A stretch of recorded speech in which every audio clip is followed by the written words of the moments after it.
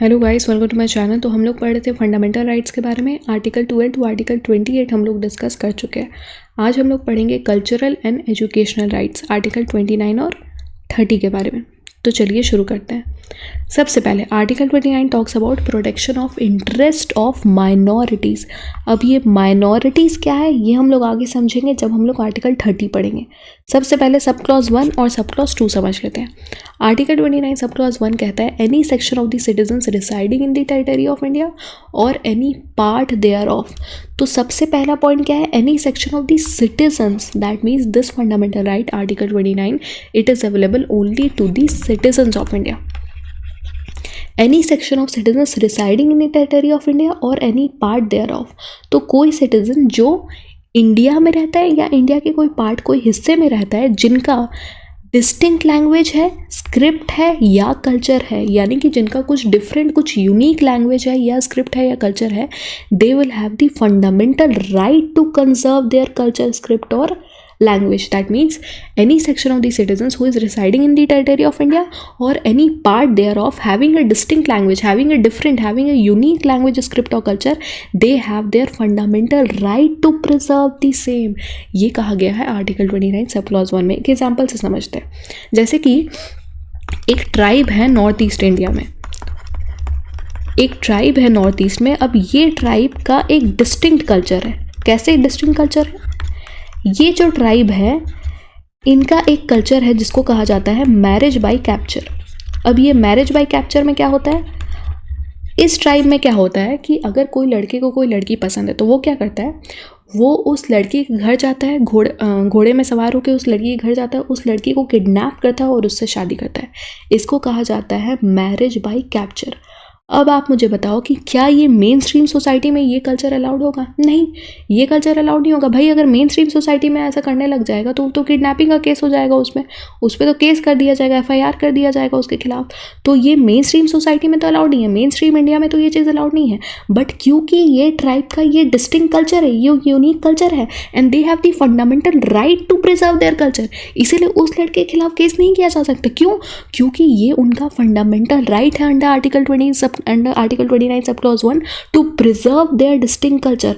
और एक उनका कल्चर है जिसको कहा जाता है मैरिज बाय इंट्रूजन। इसमें क्या होता है, अगर लड़की को कोई लड़का पसंद है तो वो क्या करती है, वो उसके घर जाती है, उसकी फैमिली मेम्बर्स के साथ कुछ टाइम स्पेंड करती है, कुछ दिन रहती है, उसके बाद लड़के से शादी करती है। इसको कहा जाता है मैरिज बाय इंट्रूजन। अब ये सब जो चीज़ें हैं, ये जो कल्चर है, ये मेन स्ट्रीम सोसाइटी में तो ये कल्चर प्रैक्टिस नहीं किया जाता है। बट क्योंकि उनका एक डिस्टिंक्ट कल्चर है और ये उनका फंडामेंटल राइट है टू प्रिजर्व देयर कल्चर, तो इसको क्वेश्चन नहीं किया जा सकता, इसको अपोज नहीं किया जा सकता। ठीक है, ये है आर्टिकल 29 सब क्लॉज 1।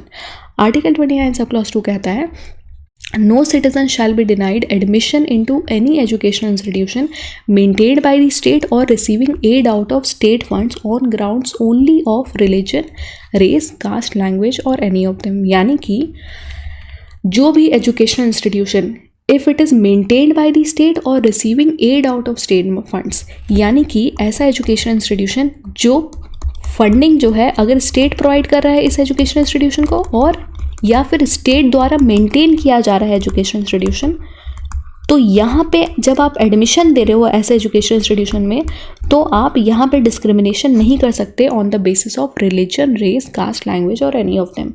जैसे कि एक एग्जांपल लो, मान लो अगर मुझे कोई एजुकेशन इंस्टीट्यूशन है which is receiving aid out of state funds, अगर मुझे ऐसे एजुकेशन इंस्टीट्यूशन में एडमिशन चाहिए, अगर वो एजुकेशन इंस्टीट्यूशन मुझे बोल दे कि आशी हम तुम्हें एडमिशन नहीं दे सकते क्योंकि तुम सिख रिलीजन से बिलोंग करती हो, तो क्या ये अलाउड है? मान लो कोई गवर्नमेंट कॉलेज में मुझे एडमिशन चाहिए, वो अगर मुझे बोलेंगे क्योंकि तुम ये लैंग्वेज जो है नहीं बोल सकती तो हम तुम्हें एडमिशन नहीं देंगे, तो क्या ये अलाउड है? ये अलाउड नहीं है। क्यों? क्योंकि it is going to be violation of article 29 sub clause 2। Article 29 sub clause 2 में कहा गया है कि आप डिस्क्रिमिनेट नहीं कर सकते while you are giving admission in education institution maintained by the state और receiving aid out of state funds on grounds only of religion, race, caste, language और एनी ऑफ देम। यानी कि सेक्स के basis पे यहाँ पे discriminate किया जा सकता है। अगर आप बोलोगे, अगर सपोज मुझे कोई गवर्नमेंट कॉलेज में एडमिशन चाहिए और वो अगर बोलेगा कि नहीं ये जो गवर्नमेंट कॉलेज है ये सिर्फ बॉयज़ के लिए है, ये गर्ल्स के लिए नहीं है, तो ये अलाउड है? बिल्कुल ये अलाउड है। क्यों? क्योंकि यहाँ पे सेक्स मेंशन नहीं किया गया है, यहाँ पे मेंशन किया गया है grounds only of religion, race, caste, language और एनी ऑफ देम। वही कहा गया, any section of the citizens residing in India having a distinct language, script और culture has the right to conserve and promote its language, script और culture. Article 29 also prohibits discrimination against any citizen on the grounds of religion, race, caste, language और any of them with respect to admission in to any education institution maintained और aided by the state, aided यानी कि funded by the state. अब हम लोग समझते हैं article 30। Article 30 talks about right of minorities to establish and administer education institution. तो minorities के पास ये फंडामेंटल राइट है कि वो एजुकेशन इंस्टीट्यूशन को स्टैब्लिश करे और उनको एडमिनिस्टर यानी कि मैनेज करे। अब ये माइनॉरिटीज़ क्या है, ये हमारे कॉन्स्टिट्यूशन में डिफाइन नहीं किया गया है, लेकिन यहाँ पे आर्टिकल 30 सब क्लॉज 1 में 2 तरीके के माइनॉरिटीज़ की बात हो रही है, माइनॉरिटीज़ बेस्ड ऑन रिलीजन और minorities based on language. So constitution recognizes minorities based on religion और minorities based on language. तो अगर आपको क्वेश्चन आया कि minorities based on ethnicity is also recognized by the Constitution of India, तो क्या ये सही है या गलत है? ये गलत है। क्यों? क्योंकि यहाँ पे मेंशन है रिलीजन और लैंग्वेज। अब ये जो माइनॉरिटीज़ हैं, minorities based on language, example ले लो जैसे तमिलनाडु में जो लोग मराठी में बात कर रहे हैं उनकी संख्या तो कम होगी, तो हम कह सकते हैं कि जो मराठी स्पीकिंग पॉपुलेशन है वो तमिलनाडु में माइनॉरिटीज़ के कैटेगरी में आ जाएंगे। तो ये जो माइनॉरिटीज़ कौन है कौन नहीं है ये स्टेट वाइज डिसाइड किया जाता है, ये कहा था सुप्रीम कोर्ट ने, ये हम लोग आगे समझेंगे। माइनॉरिटीज़ बेस्ड ऑन रिलीजन, जैसे कि हिंदू की बात कर लो, ये जो हिंदू है ये ओवरऑल इंडिया की जब हम बात करेंगे तो हिंदू जो है वो मेजॉरिटी में है, लेकिन जब हम नागालैंड का एग्जांपल लेंगे तो नागालैंड में जो हिंदू है वो माइनॉरिटी में आ जाएंगे। तो कौन माइनॉरिटी है कौन नहीं है ये स्टेट टू स्टेट डिसाइड होगा, मतलब ये स्टेट वाइज डिसाइड किया जाएगा, ऐसा कहा है सुप्रीम कोर्ट ने। ठीक है, तो ये जो माइनॉरिटीज़ है बेस्ड ऑन रिलीजन और language, they have the fundamental right to establish and administer education institution. क्यों? क्योंकि इन माइनॉरिटीज़ की डिस्टिंक्ट लैंग्वेज है, स्क्रिप्ट है, कल्चर है, इनके लिए बहुत ज़्यादा ज़रूरी है कि ये अपने लैंग्वेज को प्रमोट करे, ये अपने कल्चर को प्रमोट करे। तो सबसे बेस्ट तरीका क्या है कि आप उनको ये फंडामेंटल राइट दो टू स्टैब्लिश एजुकेशन इंस्टीट्यूशन। ये एजुकेशन इंस्टीट्यूशन को वो स्टैब्लिश करेंगे, मैनेज करेंगे, डिसाइड करेंगे कि क्या कल्चर जो है हमें स्प्रेड करना है, किस कल्चर को हमें प्रमोट करना है, हमें किस तरीके से पढ़ाना है, कैसे अपने स्क्रिप्ट के बारे में लोगों को जो है जानकारी देनी है। तो उनके डिस्टिंक्ट लैंग्वेज, स्क्रिप्ट और कल्चर को प्रमोट करने के लिए बहुत ज़्यादा ज़रूरी है कि वो एजुकेशन इंस्टीट्यूशन स्टैब्लिश करें। नहीं तो क्या होगा, धीरे धीरे ये माइनॉरिटीज़ जो है अपने जो कल्चर है उनको लोगों तक नहीं पहुंचा पाएंगे और धीरे धीरे ये लुप्त होता चला जाएगा, तो आगे जनरेशन टू जनरेशन ये पास ऑन नहीं होगा। इसीलिए ये फंडामेंटल राइट उनको दिया गया है कि वो एजुकेशन इंस्टीट्यूशन स्टैब्लिश करे और इसके द्वारा अपने रिलीजन के फिलॉसफी को या फीचर्स को एक्सप्लेन करे और लोगों को जानकारी दे। ठीक है, ये है उनका फंडामेंटल राइट। अब ऐसे तो भाई कोई भी एजुकेशन इंस्टीट्यूशन को स्टैब्लिश कर सकता है, तो ये माइनॉरिटीज़ को ऐसा क्या बेनिफिट दिया गया है? देखो, 2 बेनिफिट है माइनॉरिटीज़ एजुकेशन इंस्टीट्यूशन के पास जो बाकी एजुकेशन इंस्टीट्यूशन के पास नहीं है। जैसे कि सबसे पहला बेनिफिट जो कि हम लोग देखेंगे आर्टिकल 30 सब क्लॉज 1A में, यहाँ पे एक बेनिफिट है माइनॉरिटी। देखो, एक मैं बात कर रही हूँ नॉर्मल एजुकेशन इंस्टीट्यूशन की, ठीक है, और एक तरफ मैं ले लेती हूँ माइनॉरिटी एजुकेशन इंस्टीट्यूशन। तो ये जो माइनॉरिटी एजुकेशन इंस्टीट्यूशन है इसके पास फंडामेंटल राइट है, वो है राइट टू प्रॉपर्टी। यानी कि क्या होता है, मान लो कोई माइनॉरिटी एजुकेशन इंस्टीट्यूशन है, अब गवर्नमेंट चाहती है कि जो माइनॉरिटी एजुकेशन इंस्टीट्यूशन जिस ज़मीन पे उस एजुकेशन इंस्टीट्यूशन को बनाया गया है, गवर्नमेंट चाहती है उस लैंड को, उस ज़मीन को एक्वायर करना। तो क्या गवर्नमेंट इस लैंड को एक्वायर कर सकती है जिस ज़मीन पे माइनॉरिटी एजुकेशन इंस्टीट्यूशन बनाया गया है? बिल्कुल एक्वायर कर सकती है। और जिस लैंड पे नॉर्मल एजुकेशन इंस्टीट्यूशन बनाया गया है जो माइनॉरिटीज़ द्वारा नहीं बनाया गया है, क्या गवर्नमेंट उस लैंड को एक्वायर कर सकती है? बिल्कुल एक्वायर कर सकती है।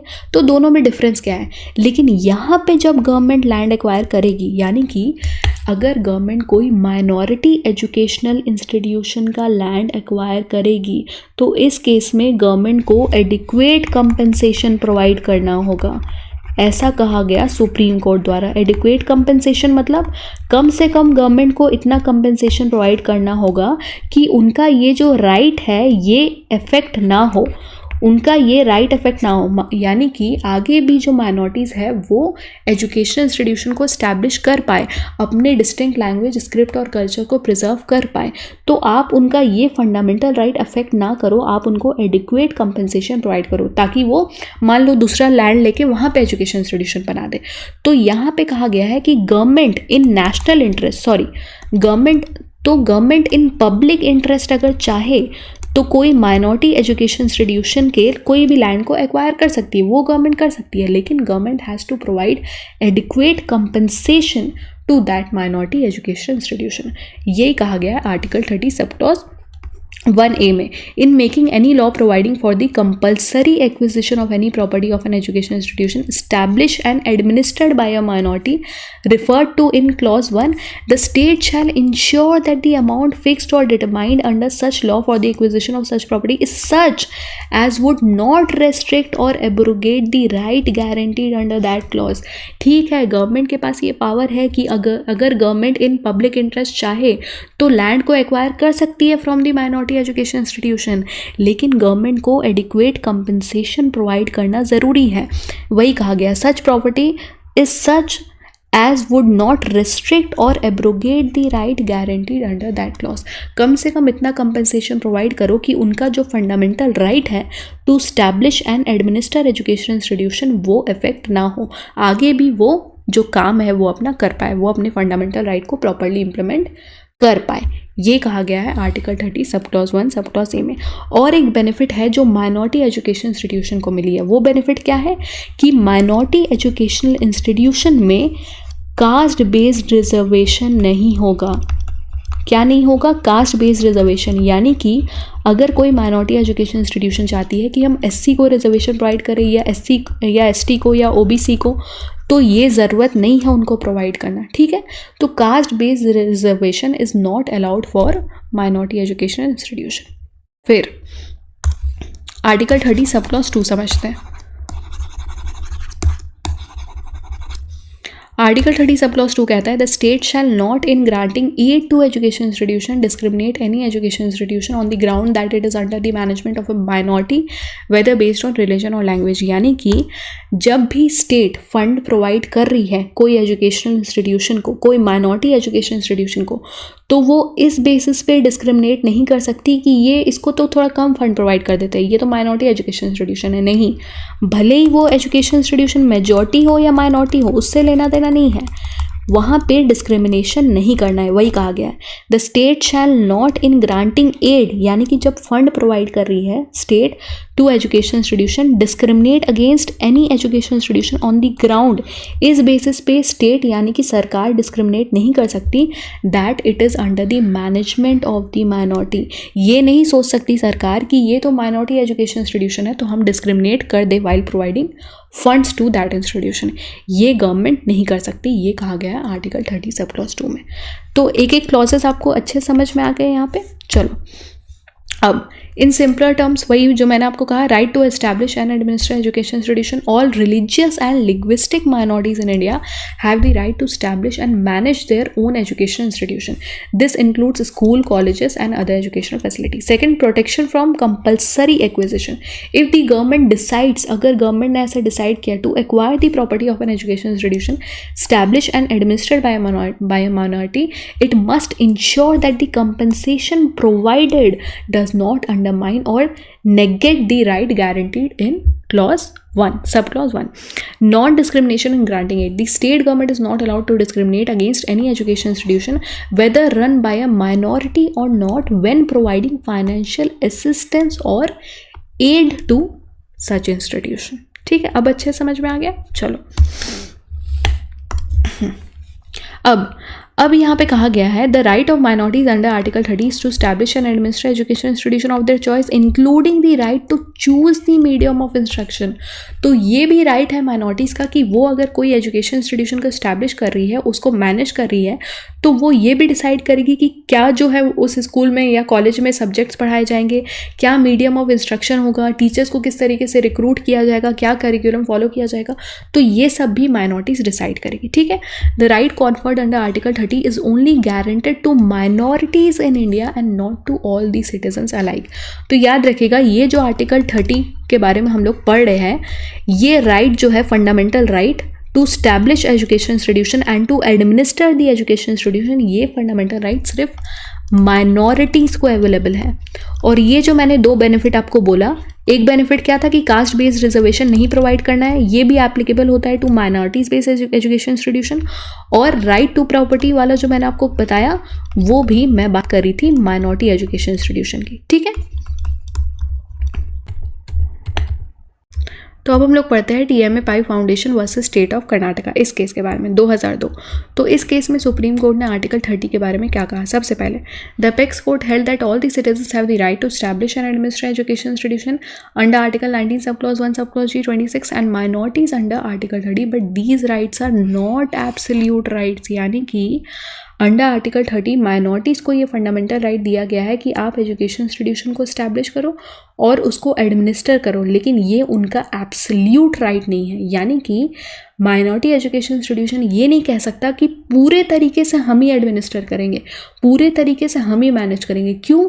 क्योंकि थोड़ा बहुत जो है वो स्टेट इंटरफेयर करेगी, थोड़ा बहुत सरकार इंटरफेयर करेगी। क्यों इंटरफेयर करेगी? क्योंकि दो तरीके का माइनॉरिटी एजुकेशन इंस्टीट्यूशन होता है। सबसे पहला ऐसा माइनॉरिटी एजुकेशन इंस्टीट्यूशन जिसको अप्रूवल मिला है सरकार से एंड जिसको रिकॉग्निशन मिला है और एड भी मिला है, यानी कि फंडिंग भी जो है वो सरकार प्रोवाइड कर रही है। तो वहाँ पे तो सरकार थोड़ा बहुत रेगुलेट करेगी, जैसे कि सरकार बता सकती है किस तरीके से टीचर्स को रिक्रूट करना है, उनकी क्या क्वालिफिकेशन होनी चाहिए, क्या फीस स्ट्रक्चर होना चाहिए, तो थोड़ा बहुत रेगुलेशन तो सरकार द्वारा हो गई। और ऐसा माइनॉरिटी एजुकेशन इंस्टीट्यूशन जो कि सरकार द्वारा फंडेड नहीं है but it is recognised by the state, जैसे कि अगर कोई ऐसा माइनॉरिटी एजुकेशन इंस्टीट्यूशन है which is recognised by the Medical Council of India और which is recognised by the University Grants Commission, तो ऐसे एजुकेशनल इंस्टीट्यूशन को भी सरकार थोड़ा बहुत रेगुलेट कर सकती है। देखो जैसे कि both the above mention categories have some kind of state interference, तो थोड़ा बहुत तो स्टेट सरकार इंटरफेयर करेगी, जैसे कि manner and standard of academics, syllabus, employment of teachers in this institution, sanitation standard क्या होने चाहिए, अदर रूल्स एंड रेगुलेशंस। इसीलिए कहा गया है सुप्रीम कोर्ट द्वारा कि जो आर्टिकल 30 जो राइट मिला है माइनॉरिटीज को वो एब्सोल्यूट राइट नहीं है। दूसरा point, The court, while dealing with the issue of how it would be decided who are minorities, as there is no definition of minorities in the constitution, held that minorities, religious and linguistic, will be decided on the basis of state. जैसे मैंने आपको बताया कि it would be decided state wise.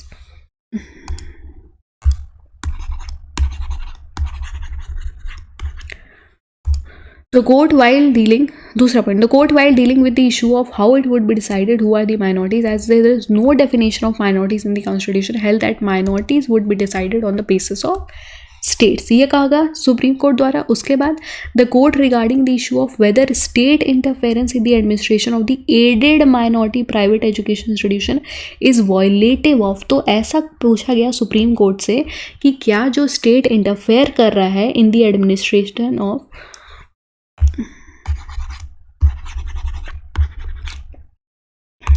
Second, the court, while dealing with the issue of how it would be decided who are the minorities, as there is no definition of minorities in the constitution, held that minorities would be decided on the basis of states. जैसे मैंने आपको बताया कि states के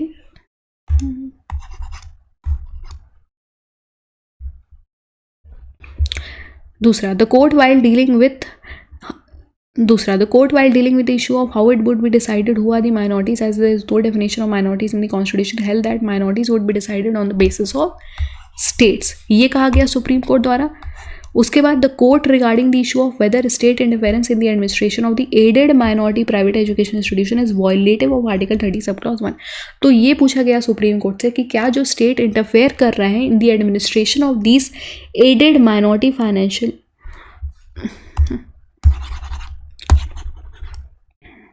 दूसरा point, the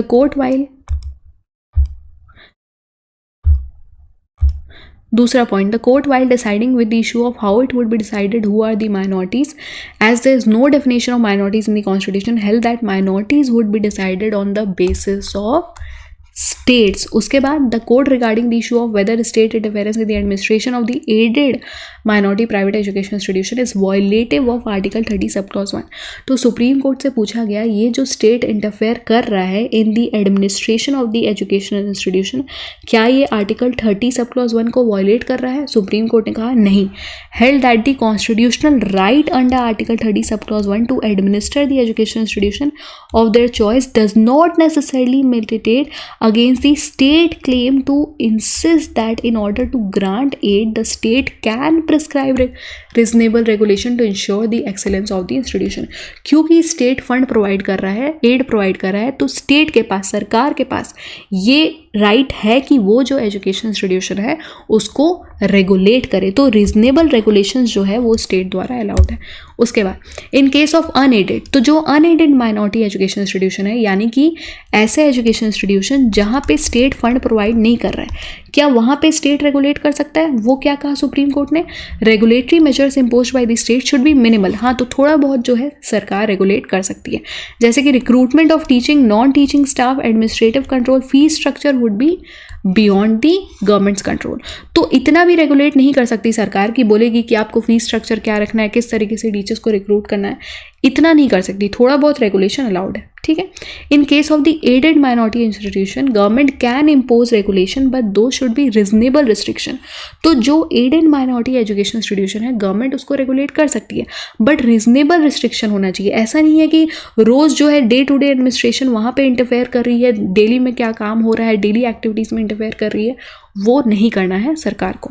in case of admission the minority unaided education institution can admit and select student of their choice but the procedure of selection must be fair and transparent. तो जो unaided education institution है वहाँ पे minorities जो है वहाँ पे students को सेलेक्ट किया जा सकता है on the basis of their choice, but the process must be fair and transparent. और जो एडेड माइनॉरिटी एजुकेशन इंस्टीट्यूशन है वहाँ पे जो आप स्टूडेंट को एडमिट कर रहे हो वो on the basis of merit किया जाना चाहिए, but it must admit a reasonable number of non minorities students as well. देखो, जो अनएडेड माइनॉरिटी एजुकेशन इंस्टीट्यूशन है वहाँ पे इतना रिस्ट्रिक्शन नहीं है, वहाँ पे आप सेलेक्ट कर रहे हो स्टूडेंट्स को, ठीक है, बट वो प्रोसेस जो है वो फेयर और ट्रांसपेरेंट होना चाहिए. लेकिन जो एडेड माइनॉरिटी एजुकेशन इंस्टीट्यूशन है वहाँ पे they have to make sure कि जो नॉन माइनॉरिटी बैकग्राउंड के जो स्टूडेंट हैं उनको भी आप मौका दो, उनको भी आप एडमिशन दो. ये कहा गया है. The reasonable number would be decided by the respective state. ठीक है.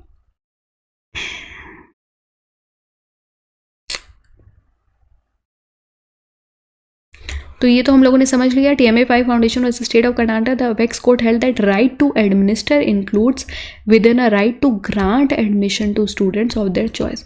तो TMA 5 फाउंडेशन में सुप्रीम कोर्ट ने कहा कि माइनॉरिटी एजुकेशन इंस्टीट्यूशन को ये राइट है कि वो एजुकेशन इंस्टीट्यूशन को एडमिनिस्टर करे, और ये भी राइट है कि वो अपने हिसाब से जो है कौन से स्टूडेंट को एडमिशन देना है वो डिसाइड करे.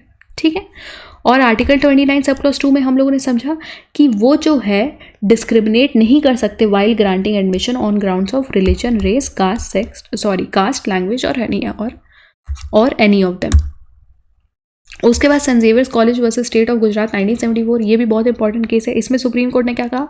It was held that the right conferred on the religious and linguistic minorities to administer education institution of their choice is not absolute right.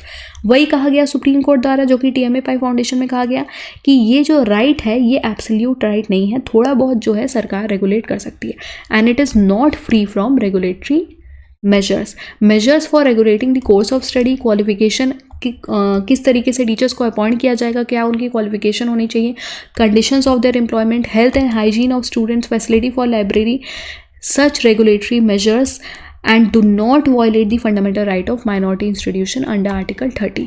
तो थोड़ा बहुत स्टेट रेगुलेट कर सकती है, वही कहा गया. उसके बाद Lily Kurian versus state Lewina 1979, इसमें सुप्रीम कोर्ट ने क्या कहा? The state may regulate the exercise of the right of administration but it has no power to impose any restriction which is destructive of the right itself. बहुत ज़्यादा भी state को interfere नहीं करना है. थोड़ा बहुत इंटरफेरेंस अलाउड है, थोड़ा बहुत जो स्टेट रेगुलेट कर रही है वो सही है, लेकिन बहुत ज़्यादा रेगुलेशन, बहुत ज़्यादा इंटरफेरेंस अलाउड नहीं है. ये कहा गया lily Kurian versus Saint लेविना case 1979 में. ठीक है. उसके बाद लास्ट अजीज़ बादशाह वर्सेस यूनियन ऑफ इंडिया 1968। इसमें सुप्रीम कोर्ट ने कहा the article in our opinion clearly shows that the minority will have the right to administer education institution of their choice provided they have established them and not otherwise. यहाँ पे supreme court कह रहा है कि हम जो article 30 में right they रहे हैं माइनॉरिटी को टू एडमिनिस्टर एजुकेशन इंस्टीट्यूशन, ये सिर्फ हम तब दे रहे हैं जब वो खुद उस एजुकेशन इंस्टीट्यूशन को स्टैब्लिश किए, सिर्फ तब। ऐसा नहीं है कि कोई ऑलरेडी स्टैब्लिश एजुकेशन इंस्टीट्यूशन है माइनॉरिटी का तो वहाँ पे जाके आप वहाँ जाके एडमिनिस्टर कर रहे हो, नहीं। आपको जो आर्टिकल 30 में जो फंडामेंटल राइट दिया गया है to establish and administer education institution, पहले आप उस माइनॉरिटी एजुकेशन इंस्टीट्यूशन को स्टैब्लिश करो, उसके बाद आप उसको एडमिनिस्टर करो।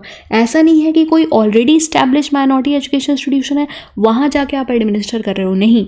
ये जो फंडामेंटल राइट है अंडर आर्टिकल 30 ये सिर्फ तब आपको अवेलेबल है जब आप खुद माइनॉरिटी एजुकेशन इंस्टीट्यूशन को स्टैब्लिश कर रहे हो और उसके बाद आप उसको एडमिनिस्टर कर रहे हो। ये कहा सुप्रीम कोर्ट द्वारा under in which case in Aziz, ये कहा गया सुप्रीम कोर्ट द्वारा कौन से केस में, अजीज बादशाह वर्सेस यूनियन ऑफ इंडिया 1968। ठीक है, तो ये हम लोगों ने समझ लिया आर्टिकल 30 को डिटेल में। So that's it for today. If you like this video please do subscribe to my channel and I will see you in the next session. Till then take care, bye bye.